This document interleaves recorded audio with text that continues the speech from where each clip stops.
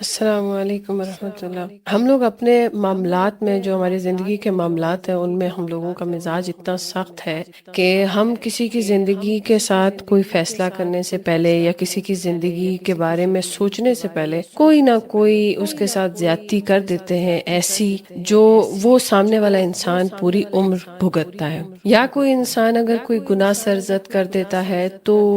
ہم اس کو اتنی ملامت کراتے ہیں، اس کو اتنی تکلیف دیتے ہیں، یعنی جیسے ہم لوگ، یعنی انسان زمین پر خدا ہے۔ یہ تو شکر ہے اللہ کا، بہت شکر ہے کہ اللہ تعالیٰ نے سزا اور جزا کا جو معاملہ ہے وہ اپنے ہاتھ میں لیا ہے۔ اگر ایسا نہ ہوتا تو شاید زمین پر کوئی انسان کسی دوسرے کے لیے خیر سوچتا بھی نہیں۔ حدیث میں نے ایک پڑھی جس میں مجھے یہ ساری بات، جس کی وجہ سے مجھے یاد آئی کہ قیامت والے دن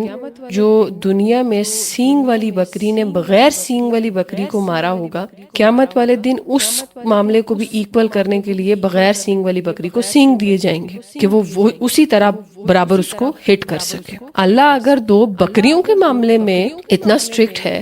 کہ وہ پراپرلی ان کا انصاف کرے گا، تو جو ہمارا جو معاشرہ ہے، جہاں ہم انسان کو قتل کرنا مذاق سمجھتے ہیں، مذاق کیا مطلب، یہ ایک عام سی بات ہے۔ نارملی کچھ کلچرز میں، پاکستان میں تو اگر لڑکی یہ اظہار کر دے کہ مجھے کسی سے شادی کرنی ہے تو وہاں پر اس کے بھائی یا باپ اس کو مطلب قتل کر دیتے ہیں۔ تو آپ کی اتنی چیزوں کو اللہ کے سامنے ایکسپلین کیسے کریں گے، ڈیفینڈ کیسے کریں گے اللہ کے سامنے کہ